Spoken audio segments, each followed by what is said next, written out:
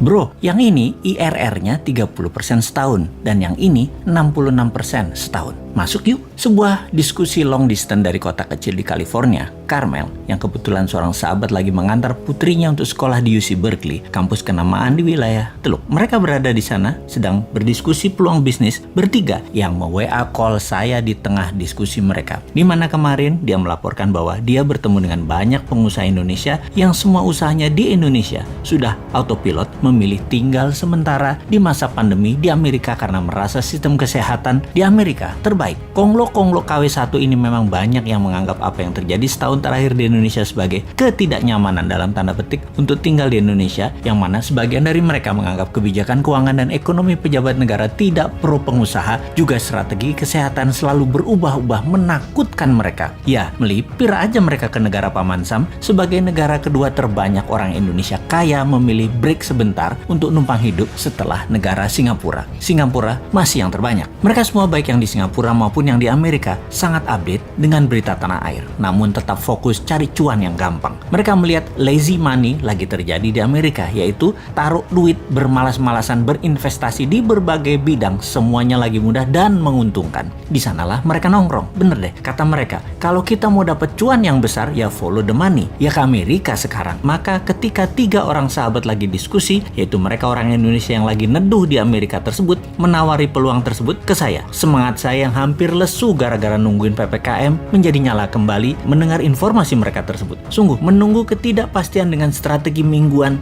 kayak dagang tahu bulat digoreng mendadak itu ngeselin. Tiap minggu diperpanjang nggak? Ya diperpanjang dong, masa enggak? Kita ini dalam berdagang perlu kepastian dan hasilnya PPKM diperpanjang terus membuat mati gaya bisnis retail dan kehidupan kelas bawah serta menengah. Padahal sudah pada taat semua, di rumah terus. Jujur, dalam hati pernah berkomen, "Mbok sekalian aja PPKM level 10 langsung 2 tahun gitu. Covid pasti mati dan rakyat mati kabeh sekalian." Strategi pejabat goreng dadakan kayak tahu bulat memang mending tinggalin aja nih negara, pergi ke negara yang iklim investasinya baik. Itu kata KW1, KW2, konglomerat itu yang merantau ke negeri orang. Kalau kita mah enggak, cinta tanah air gitu ya. Kemudian dia pun mengingatkan, "Bro, yang IRR-nya 30% ini gila ini mah. 3 tahun udah balik modal. Masih punya aset produktif lagi." Saya bertanya melalui konkol suara 4 orang, model bisnisnya bagaimana? Apakah memenuhi semua kriteria kita? Apa enggak? Maka satu orang yang paling top bertanya, "Kriteria kamu semua itu emangnya apaan?" Yang kemudian dijelaskan oleh mitra saya yang mengantar putrinya kuliah di UC Berkeley dengan berkata, "Gini bro, si Bosman ini kalau investasi, dia punya 3 kriteria. Ciri bisnis yang dia suka. 1, disruption. Model bisnisnya harus menggugurkan peraturan-peraturan yang membuat industri tidak efisien.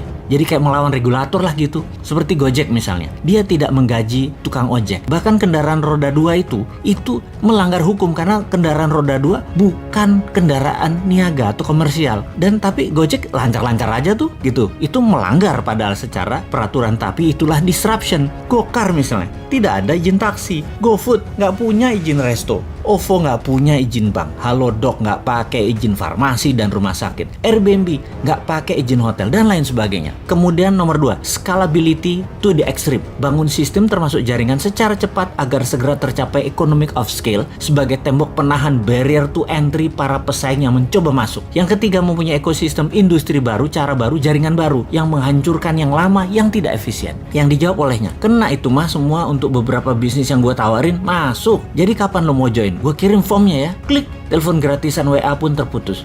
Ngomong bisnis miliaran pakai jaringan gratisan tergantung wifi ternyata masih juga gue pakai nih ya. Dasar deso. Tapi itu kan prinsip bisnis light asset.